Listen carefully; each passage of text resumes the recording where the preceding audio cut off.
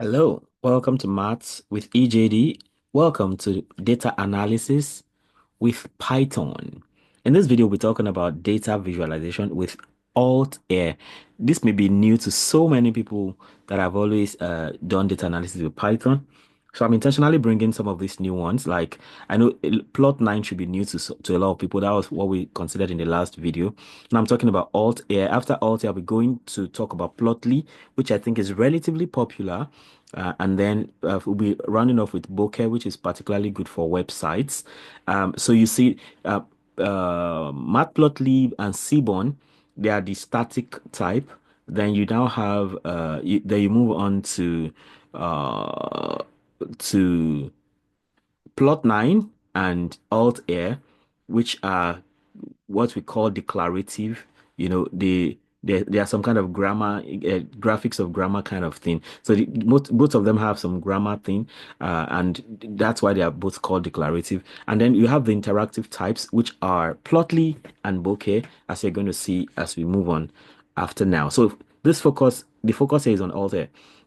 Okay, so in the introduction, Altair is a declarative statistical visualization library for Python designed for simplicity, clarity, and interactivity.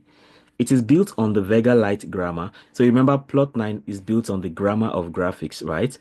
Which is what ggplot2 is in R is based on, and that's why you can get R vibes in Python courtesy of Plot9.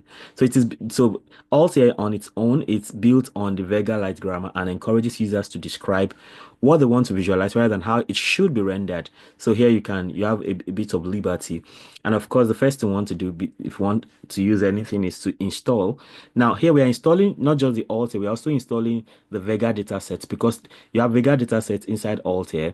And through the Vega dataset, just like what we had in Seaborn, you could access some inbuilt data sets, right?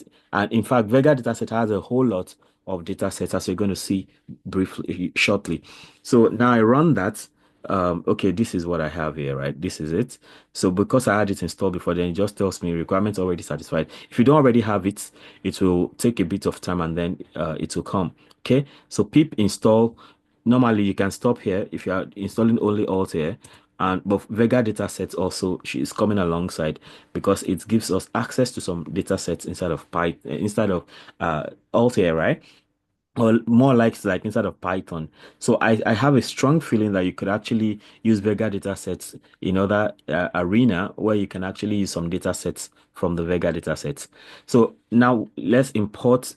You want to import the the Altair, right? So here we import Altair as ALT. Okay, and then from Vega datasets, you can import data.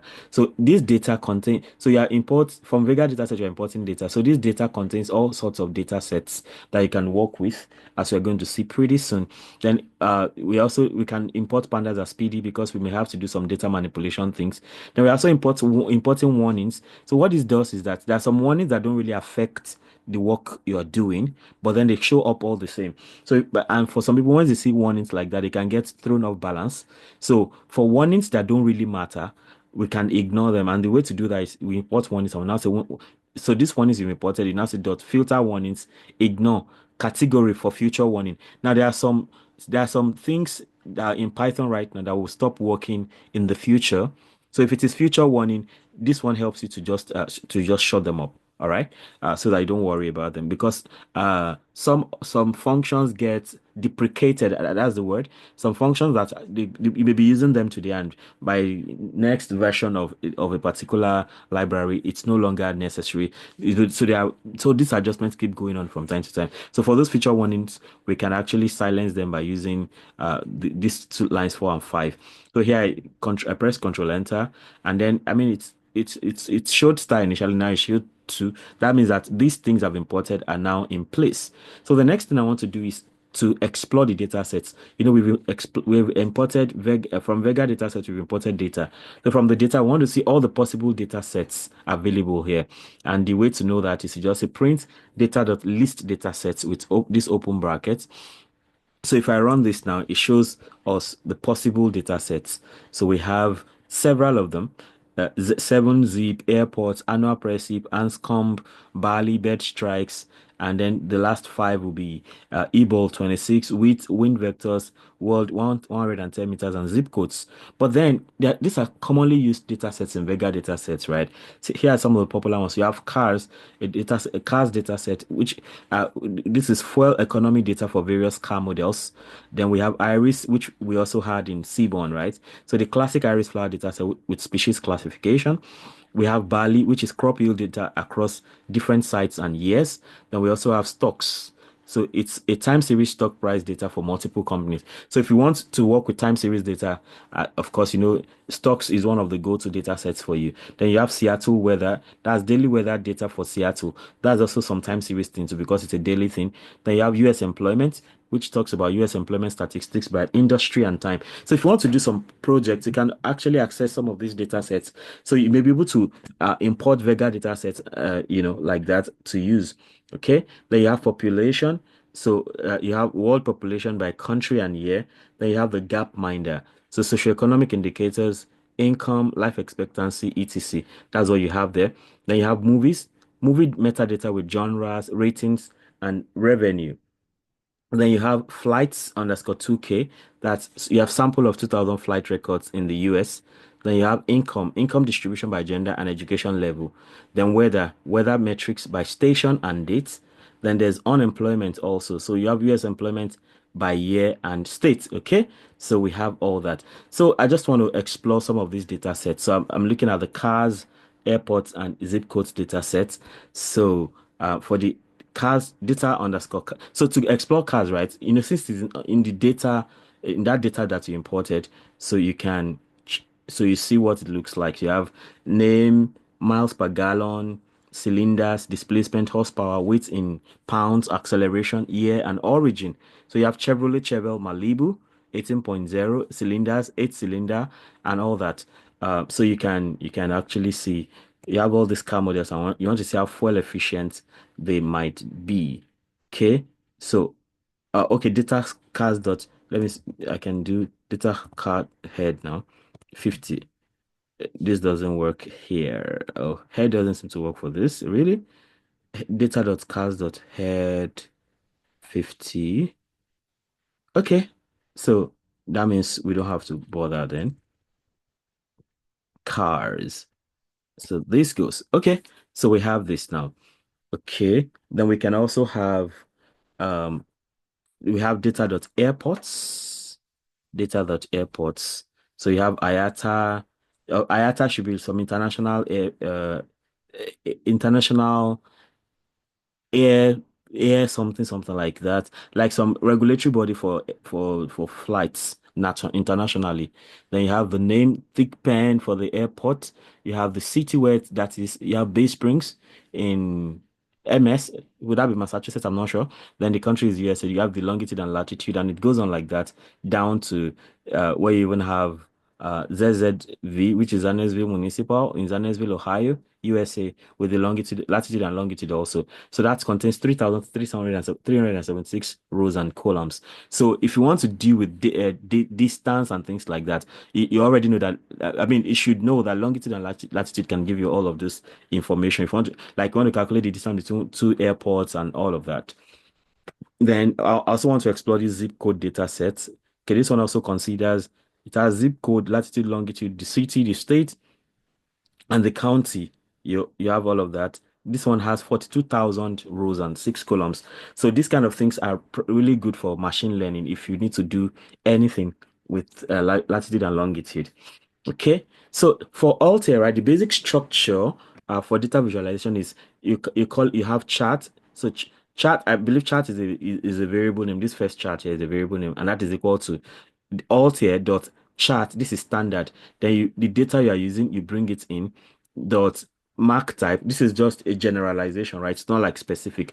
Dot encode. So the encoding will be about the X, the column X, whatever it is, Y and column Y. This is basic, right? Here, the chart initializes the chart with the data set. Then the mark star defines the type of chart. So if you want bar, it will be mark underscore bar. If you want point, it will be mark underscore point. If you want line, it will be mark underscore line. And encode. So maps data columns to visual properties like position, color, size, etc. So let's look at some basic chart types. For instance, we have bar charts. So to get that going, so the source data we want to use now is source, you just have data.cars. So it means you are working with that data, the cars data set we saw up there. So you now have altair.chart into so then you bring in the source, that's data.cars. Then mark, we need bar charts, and you then encode X is origin, all right? From the data set, right, we have something like origin for cars, right? Do we have that? Yeah, you have origin where it's coming from, USA, Europe, and all that. That's what the origin is about. So, and you see, that's the categorical data. That's why you use N for it, because N is for nominal or categorical data. Then Y is count. So count is just you're just counting, that's frequency. So you don't have to worry about the type of data set it is. So whatever data set you have, whatever the column is about. So origin now is nominal. Q, if it is quantitative, that'll be numerical, right? And then it can also be temporal. If you're working with the time series, and maybe on your x-axis should have time, so that'll be temporal, talking about time and date. Okay, so in this case now we can run this to see what it gives. So see what this gives us. So it helps us to count the number of cars coming from each of the regions. So from Europe we have something between 50 and 100. From Japan, we have something a bit above that. From the USA, it's so up there, something above 250. So you have more than 250 cars coming from the US. So talking about the origin. So don't forget, to in the case of Altair, you need to specify the type of data, whether it is numeric, whether it is nominal, that is categorical, or it is quantitative or numerical, and T, it's temporal in terms of time and date. Then you have line charts, right? So here you import Altair as ALT. So from Vega datasets, you import data, right? Okay, well, this is not necessary. We've done it before. So, sometimes we just keep bringing these things back to be sure, okay, in case something has changed. So here, there's a particular, we have row limits here. So we want to disable the row limits. We disable the 5,000 row limits. So we have alter.data underscore transformers dot disable maximum rows. So this one usually has maximum rows. That's why we're doing this. Now the chart will render source to now be data.seattle Seattle underscore temps. This is another data set right there. So we now say alt.chart, take the source the data set is coming from, and you need a line chart, right? We are talking about line chart, and then you encode X is date. Date is T now. If you remember, T is temporal, time or date. All right. And then Y is temperature. Temperature is quantitative, it's numerical. So you specify that. And then you now talk about properties like title, Seattle temperature trends. That's what this is going to give us. So if we run that, we have that. So of course, the temperatures, they are, should I say seasonal now? It goes up and comes down and all that, especially where you have the four seasons. So this is what it looks like. So the temperature peaks in summer around July, September, like that. So you can see the temperature reaches like 70 degrees Fahrenheit or something like that. And it goes low again around March and, December, January, February, March, or something like that. Then we can also do scatter plot with tooltip. So here, the first two lines are not necessary, but here we are talking about cars. We say car is equal to data.cars, that so we are using cars as the variable name, but then the data set is still data.cars.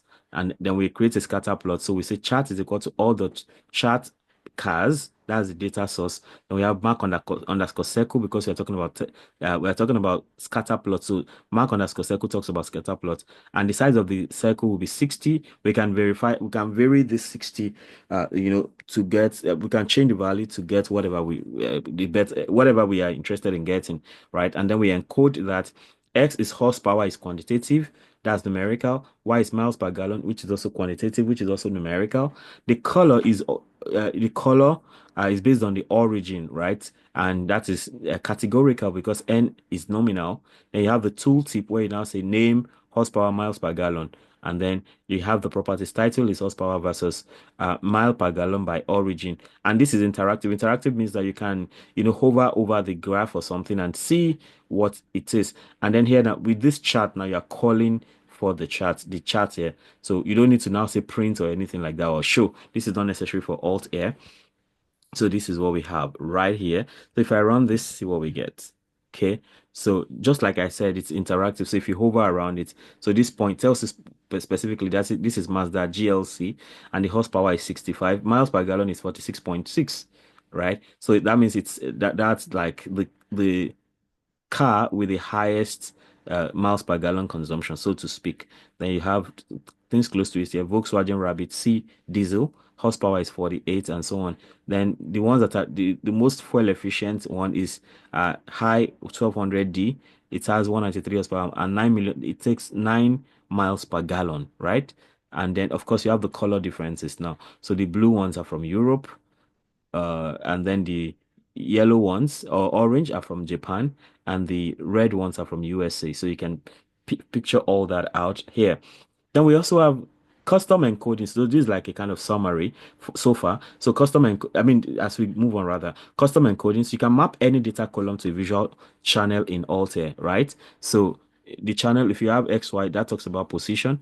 Color, you can talk about grouping or heat maps. Size, you can have bubble size. Shape, point markers. Tooltip, you can, that means you can mouse over text, just like I showed you the other time. Then the opacity is about to de-emphasize the noise. So let's look at an example.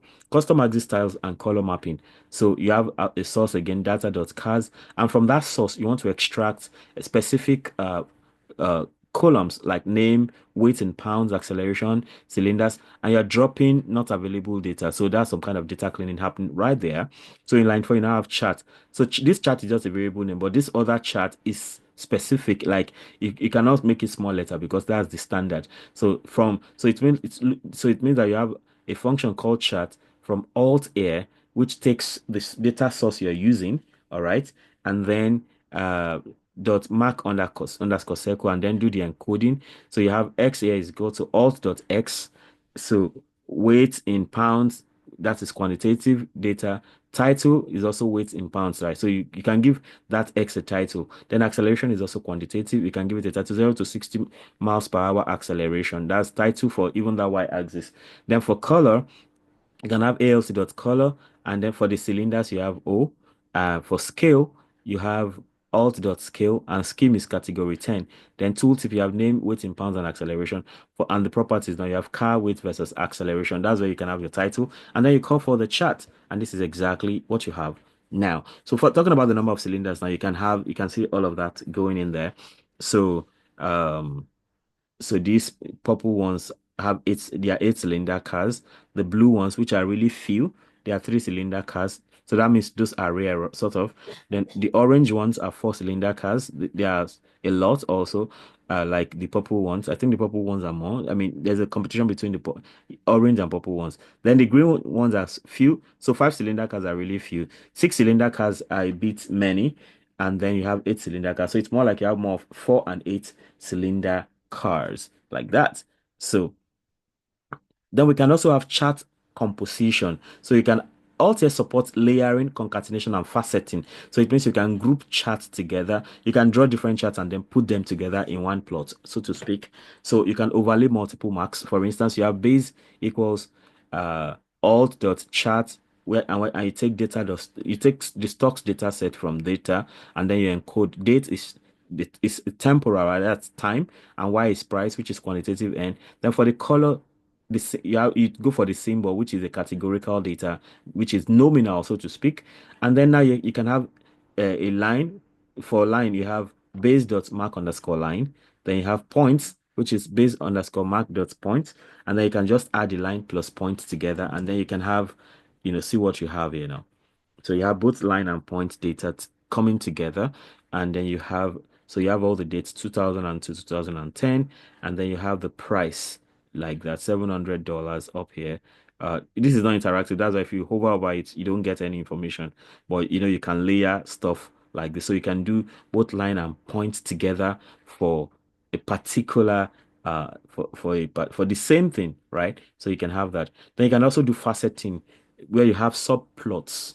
So you can have subplots where like an opportunity to drill down into your data, where just like what we saw in the when we're looking at, I think plot no when we're looking at, that must have been Seaborn, most likely Seaborn, where you can see the relationship between tips and total bill, but then if you go drill down, you can now see it according to the day. So that gives a bit more information, right? So here now we have the source is data.cars, and we're extracting for the horsepower, miles per gallon, cylinders, and origin. We're dropping every every value that is not available, we are deleting that to clean the data, and we are creating faceted scatter plots where we say chart is alt.chart, then we take the source, which is the data.cast, then we have mark underscore point dot encode. You have X is alt X, it's horsepower. Q, that's quantitative. Y alt Y, miles per second, which is also Q. Then you have color alt dot color cylinders. So you're coloring according to the number of cylinders. Then you're faceting, right? So meaning that you're grouping it in different you are subgrouping, so to speak. So you have subplots. So for the column you have alt dot column. So there's a function called column from alt here, and the columns will be about the origin and the will be about the origin basically. And then you have the properties horsepower versus mile per gallon by origin. So we can now draw the chart and see what you have here. So here we are, it's more like we are drilling down that, okay, when we come to Japan now, when we come to Europe, you have the highest number of cars are four-cylinder cars, all right? And then you have maybe that should be followed by I think the red ones, right? The five-cylinder cars, and then you have just very few six-cylinder cars coming from Europe. And in Japan, right, you have mostly four-cylinder cars, of course, and then followed by the green ones, eight-cylinder. I think that should be eight-cylinder cars, and then you have the six-cylinder cars. And then when you come to the USA, okay, what do we say? Mostly eight-cylinder cars, interestingly, and then I think followed by the orange ones, four-cylinder cars, a few five-cylinder cars, and then you also have six-cylinder cars. So this is you drilling down to see what happens state by, I mean, origin by origin, where the cars are coming from. So if you want to use other criteria to check, you can always vary that. Okay, so we can also have vertical and horizontal concatenation. Don't forget, what we are doing here is about chart composition. So you can do many things, with charts. So imagine chart one is all the charts. You take the same source, that car source, right? And you're doing a bar plot here, and here you're doing box plots. So, and you're encoding X is origin, Y is count. Here you're doing origin and horsepower. So if you want to do vertical stacking, that means you have one chart over another, like in a vertical line. So you do vertical stacking and then use and ampersand chart one and chart two. And then if you do this, so you have the count records for the cars, which we did before, and the horsepower. So the horsepower, so for the Europe cars, right, you have some outliers. Generally speaking, the horsepower for the Japan cars seem to be a bit lower than the one from Europe. The horsepower for American cars are high up there. And then, I mean, generally, the American cars have the highest median horsepower, and then that really shoots up like that. So the basic thing you're doing is the vertical stacking, putting the count of records over the horsepower. Whereas if we do charts and we use that bar two, it does horizontal stacking. So you have the two instead of having them one on top of the other. Here you have them side by side, right? Have them side by side. So uh vertical, you have chart one and chart two. Then if you want horizontal side by side, you have chart one with that bar, for horizontal stack. Now, one thing you will notice about Altair is that if you point at this place now, if you point at this, you can save. This one way of saving here is you can save as SVG, you can save as PNG, you can view the source. So if I want to save as SVG, that's done. I want to save as PNG, that's also done, I think. Uh, or is this still downloading? PNG. Okay, I think it has. Yeah, we have the PNG graph here, right here, which we can also expand like this. So I can close that off. That you want to see the data source. So you have all these. So this is what is powering all these things you're seeing, right? Then you can also, okay, so we can close that and come back. So you want to see all these other things. So we have all this, you can stack your tools, your plots like that. Then we talk about interactivity. So you can zoom, you can pan, and talk about tooltips too. So load and clean data. I mean, we've done that a couple of times. So we keep doing the same again so that we can have the original data and clean it so that we can now do what we want to do. So we want to create interactive scatter plots now. So you say chart, alt, chart, take the source.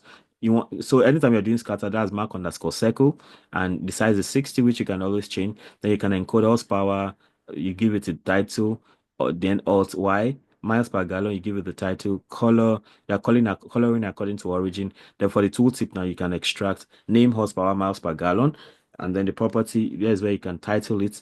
So interactive, that enables zooming and panning. Then if you run this now, you see the kind of thing we've been seeing before. It's basically the same, the kind fact that you can hover over it. And don't forget, you can always come here and save in whatever form you want. There are other ways of saving, which you're going to see later. Then we can talk about brushing and linked charts. Brushing and linked charts. So here you say, imagine you say brush is alt, the alt here now, the selection interval, you have that. Then talking about points, you have all the charts. You take the source, that should be the car source now. Then mark underscore points because you're talking about points like that. And then you encode horsepower, miles per gallon, color, alt condition. So you have brush, and the origin is nominal, alt value, light gray. Then you add parameters, the brush now, the selection interval. Then you also you have done pointer, you are doing bars here now. Same thing. Instead of the difference is you have mark pointer and you have mark bar here because we're talking about bar charts. So now you're putting points and bars together and see what you get. So you have the point up there because now, and don't forget it talks about horizontal stacking, right? Vertical stacking. So you have the points at the top, like scatter plots. So points are for scatter plots, right? And then you have the bar chart down here, which talks about the counts of the vehicles and where each of them is coming from, like that. So, and you're, distinguishing according to origin. Then we can also do transformations and aggregations, like aggregating data. So, um, you have alt.chart source mark underscore bar and code. So you have X mean miles per gallon, you know. So it's now taking the mean of the miles per gallon. Then Y is origin. You're also coloring according to origin, and then you want to get average miles per gallon by origin. So now we're talking about total before. Now this is average miles per gallon per origin. So when we're talking about total, US was similarly on top, right? But if you're looking at average miles per gallon by origin now, so Japan takes the cake because Japan has 30 average miles per gallon. All right. So that's why I think it's widely said that maybe Japanese cars are fuel efficient and things like that. Then that is followed by Europe and America. American cars are the most not fuel efficient, so to speak, based on what we have, right? Based on this particular data, I don't know what the situation will be right now, you know. Then we can also do filtering and calculated columns. So if you have a particular variable and filtered, and then we say source from the source now we have miles per gallon, and anyone that is not does not know. So anyone that is not null, that's our focus. So by doing this alone, we have filtered out anything that is null, right? And here we say all the chart. We take the filtered data set, then we have points that's more like what's that now? Scatter plots, and then we have horsepower miles per gallon. We run this, and this is what we get, right? So and then we can or you can use Altair's transform. So instead of doing what we did up there, you can use the transform, which is even more straightforward. So you have all the chart source. You now say dot transform filter, where you say datum dot miles per gallon is not equal to null. Dot mark point and code. So the only difference is this one and this one. So this one up here seems a bit more, well, I don't know. It depends on what you prefer. So you can choose and we get the same result basically. So it's just a matter of preference. So how about working with external data? If you remember the student scores where we're talking about, let me quickly refer to that. Student scores, where is that data set now? Student scores. Yeah, this now. It's a CSV file, by the way, and it has student ID, name of students, you have their age, you have their gender, you have their grade level, then you have math score, English score, science score, history score, and art score, like that. So, I'm taking that as an external data set. All the data sets we've been using are things inside of Vega that I find inside Altair. So here, if you want to work with external data sets, you can still do it, right? All you just need to do is call the data set as a data frame. They have df equals pd.read underscore csv. I mean, you read, if it is Excel, you read underscore Excel. If it is JSON, you read underscore JSON, and you call the data set here. And then again, you say alt the chart, bring in the data frame. You want a line chart, any chart you want, line chart, bar chart. So you just replace this here. So encode. So now we are doing grade level for x-axis, and we are doing math score for the Q. Grade level, of course, is categorical, that's nominal, and math score is quantitative, that's numerical. And then we have the color, which is according to their age. So we're coloring according to age. So for the properties, we just say math score by age over grade level. So if you run this, this is what we have now. So you see, for grade level, now look at this now. So age, so starting from 14 to 16. So if you so it means grade level 9, people, you have mostly people in age level, grade level 9 are of age around age 14 thereabouts. The people in grade level 10 are mostly around age 15 if you look at the coloring, and people in grade 11 are around 16. Of course, all these grades are actually age stuff, right? As for the places where they use grading and all these grade levels like that. So now you now see that, just I think from what we saw in previous videos, right? The higher it looks like, the higher your grade level, the better you do in maths. Maybe because of experience, we can assume that it's because of experience. So having said that, we can also talk about saving and exporting charts. What if you want to save and export charts? Like you want to save as HTML, PNG, or JSON. We already saw how we can save as PNG up here already. Like you can come here, just save as PNG, and you're good to go. You can also save as JPG, SVG rather. So what if you now want to save as HTML or JSON? So all you just need to do is run this. Have I done that? No. Run this now.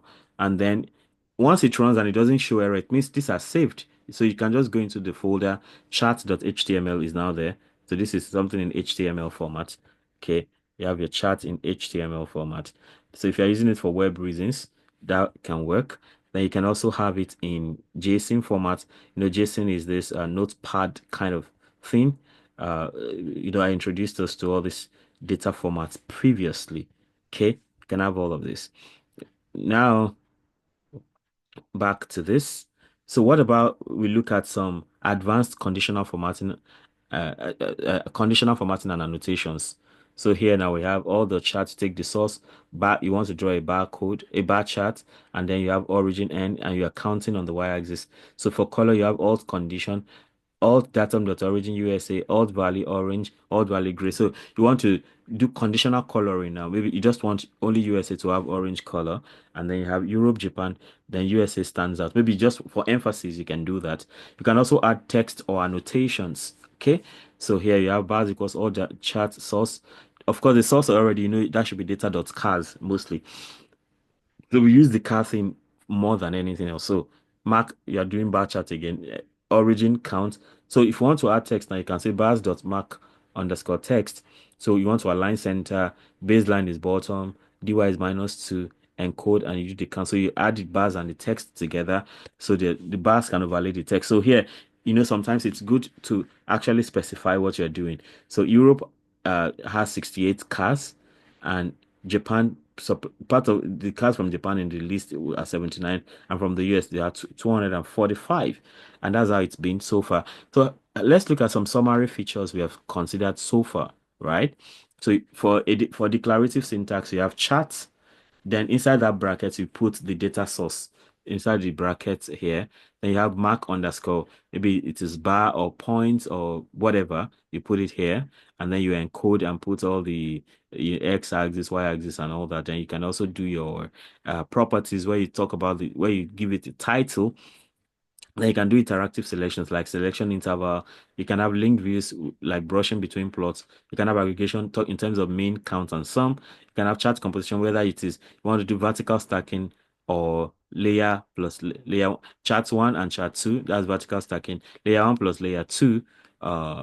Okay, I mean that's some adding the two together.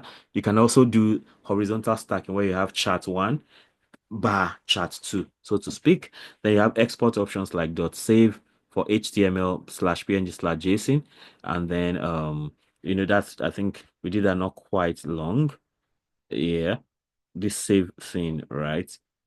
Yeah. So you have chat.save, and then whatever format you want to save in, like chat.html, chat.json. If you want to do that, then still here You can do tooltips and filters. So you see, Altair also brings its own uniqueness into the game. So far, this is the fourth visualization tool we have considered. We've seen Matplotlib, which is the most. If you are taking one, you just take Matplotlib and go. If you are taking two, then you have to take Matplotlib and Seaborn. Then if you are moving further, then you can talk about this grammar kind of tools like Plot9, which brings you R vibes inside Python, and this now Altair, which is also like Plot9 in some ways.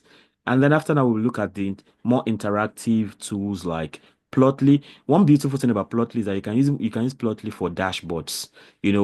Before now, maybe if you never heard about dashboards only come in when you talk about Power BI and Tableau, but Plotly lovely, and it can bring you dashboards inside of you can use Plotly for dashboards, and then we have Bokeh, which is very good for web applications. So that's how this has been today. I mean, in this video, that is. So let me know how helpful this video is for you, and if there's a data set you like us to consider, if there's a topic you like me to teach, a problem you like me to solve, feel free to let me know. I may be able to find time to do that.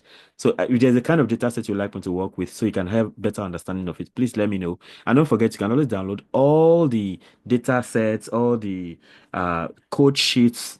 In fact, what I always advise is download all these code sheets, all the data sets first, so that as I do, you do it alongside, so you can really be sure you are on the same page. Because the best way to code is to actually code. You don't watch videos and then not be able to implement later. Okay.